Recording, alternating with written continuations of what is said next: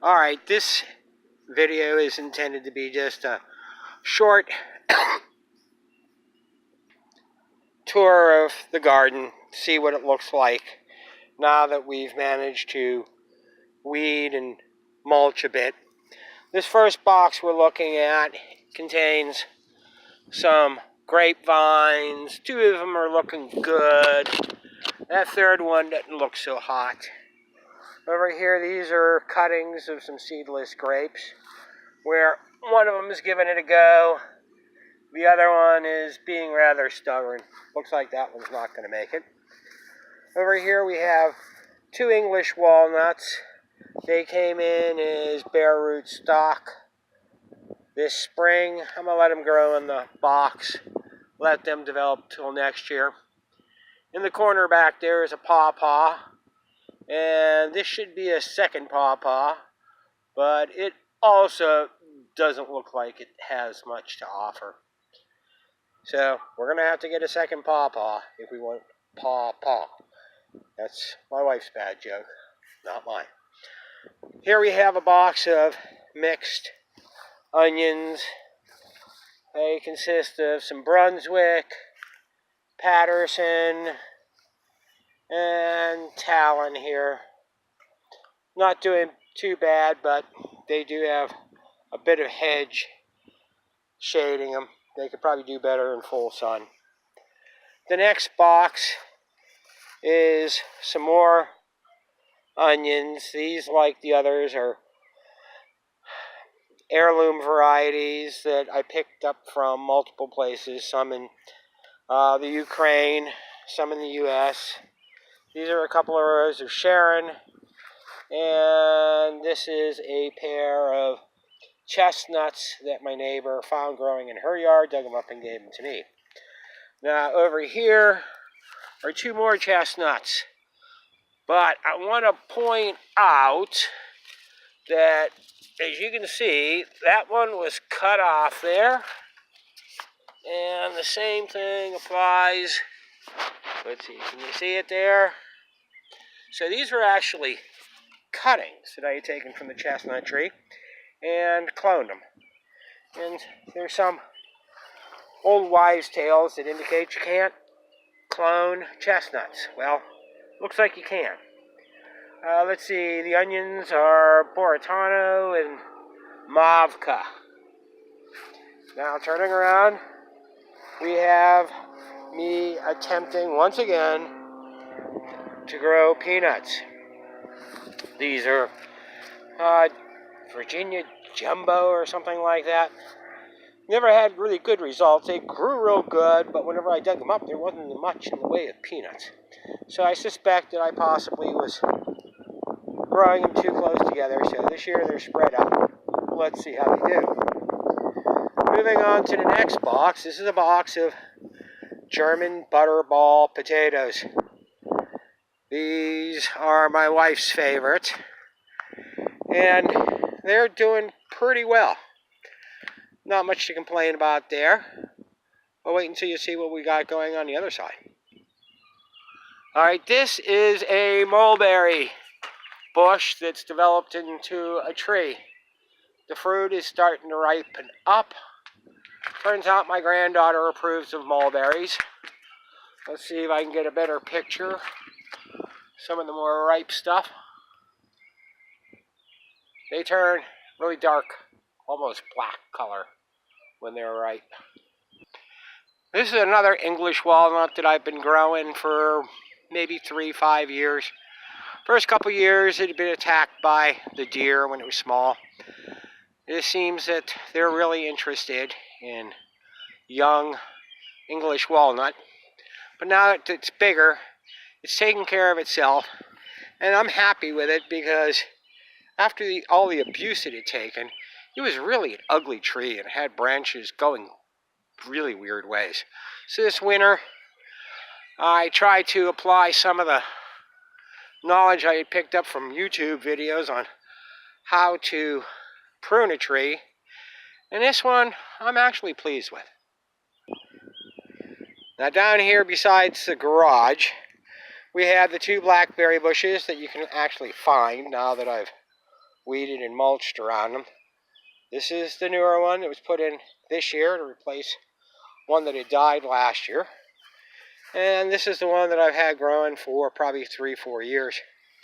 It seems to be starting to produce some fruit, and if I get it covered up before the deer find it, I might enjoy more blackberries this year than I've had previously. Now, down the row here is what we just finished up on Saturday, which was weeding and mulching all of these raspberries. And as you can see here, the fruit is developing. And there's a good bit on most of these.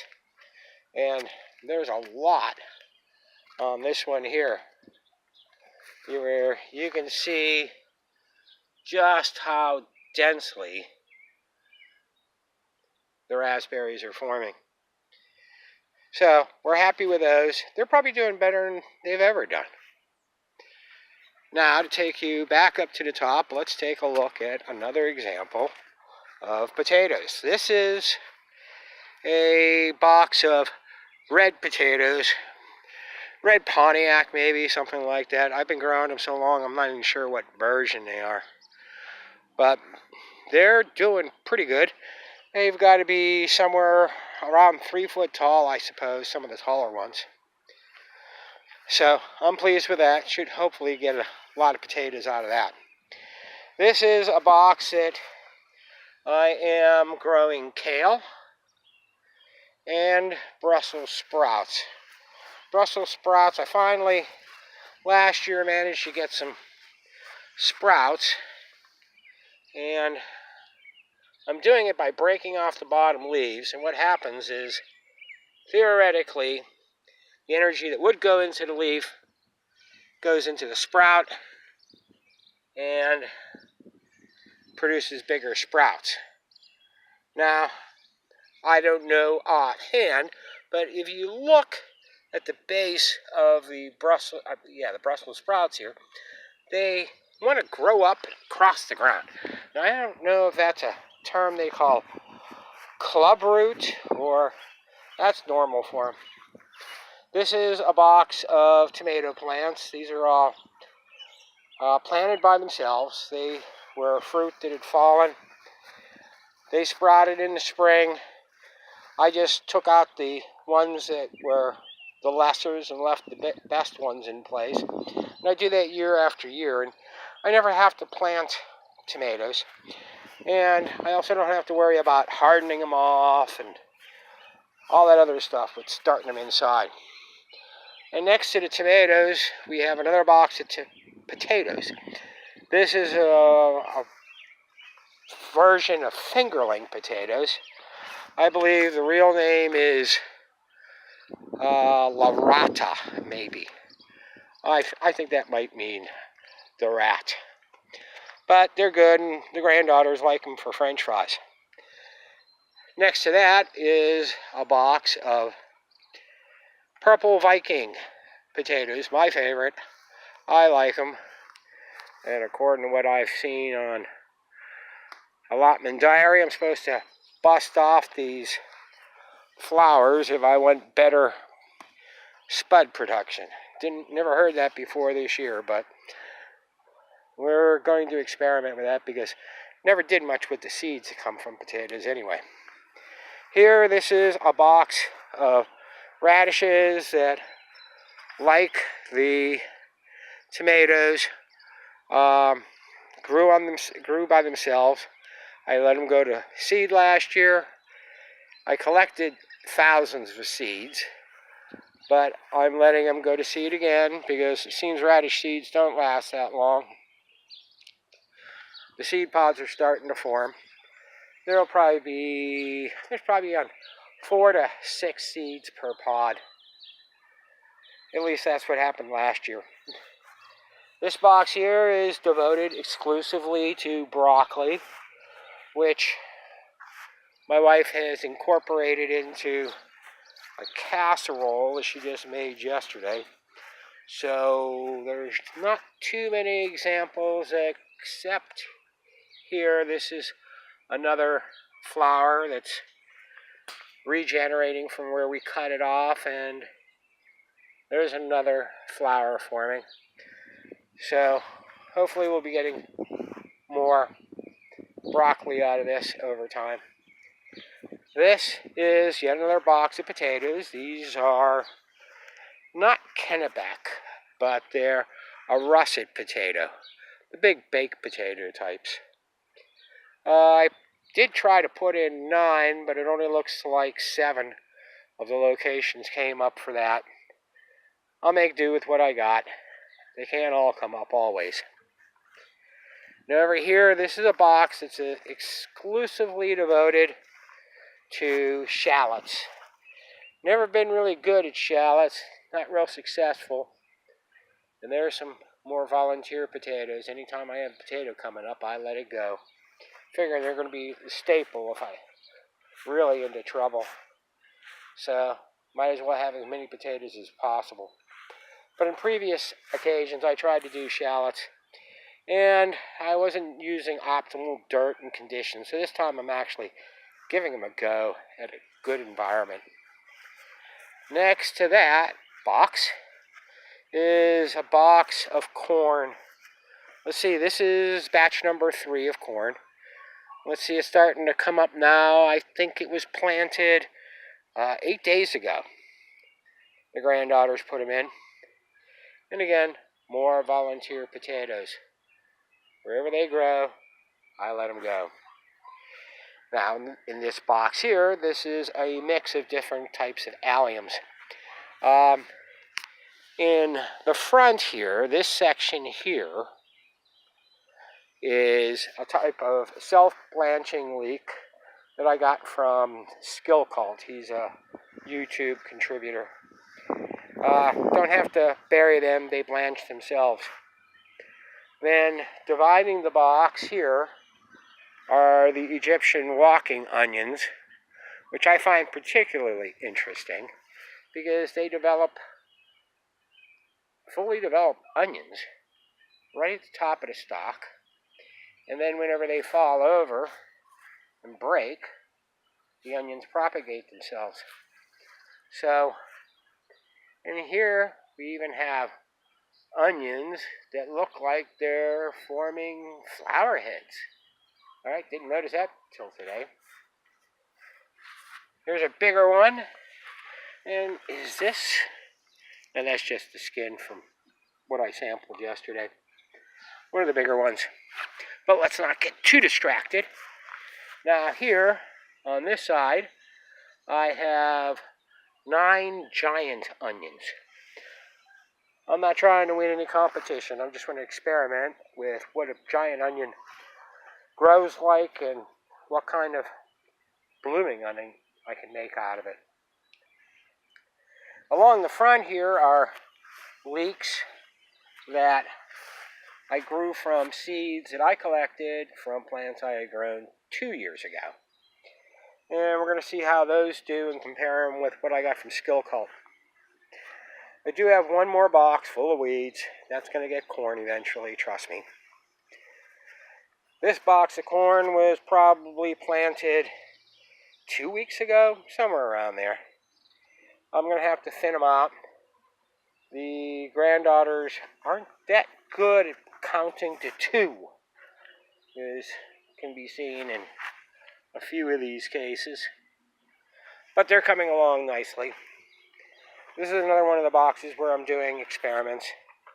Along the back here, these are chestnuts that were grown from chestnuts that had been gathered by a neighbor. My wife left in a plastic bag for too long, and they sprouted. She gave them to me. She asked me, what can I do with them?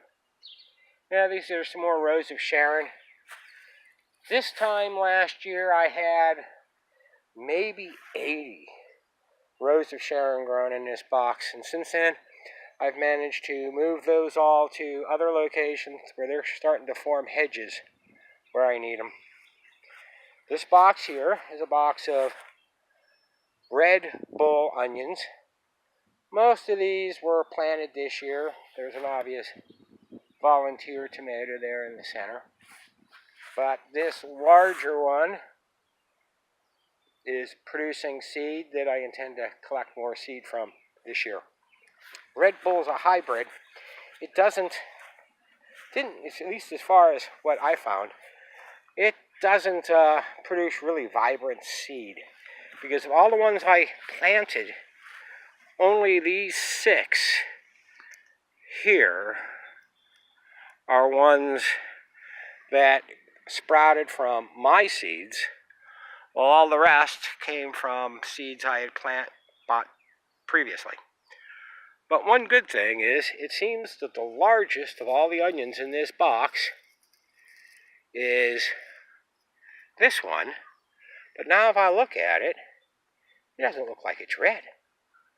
I wonder if that's another drawback of working with trying to regrow hybrid seeds. Well, that's part of the reason I do these experiments, is to learn as I go along. And over here we have the corn that's now been growing probably about a month at this point. It's definitely higher than knee-high. So by the 4th of July, it should probably be about 5 or 6 foot tall at this rate. I plant the corn in phases so that I can have continual harvest over about a month. Okay, and here we have the strawberries. And even though you can see there's a lot of strawberries in there, it was just 2 days ago my wife pulled a whole colander full of strawberries out of these patches. I do have one blueberry plant that might be producing blueberries. Trust me, I think I've eaten maybe 3 of my own blueberries over life. I'm just not too good at blueberries. But I don't give up easy, so I'm going to keep trying. And the strawberries continue over here. Oh, looks like there's a lot of stuff that's ripe in there. It keeps the granddaughters entertained and full. And I get these, my blueberries have this red tint. And probably because my soil pH is wrong for them or something, but I just don't get it right. But I'm happy that the strawberries make up the difference, and as well as the raspberries, get lots of fruit from that. So that basically covers the quick tour of the garden and where I've been spending my time and get a lot of enjoyment. Take care.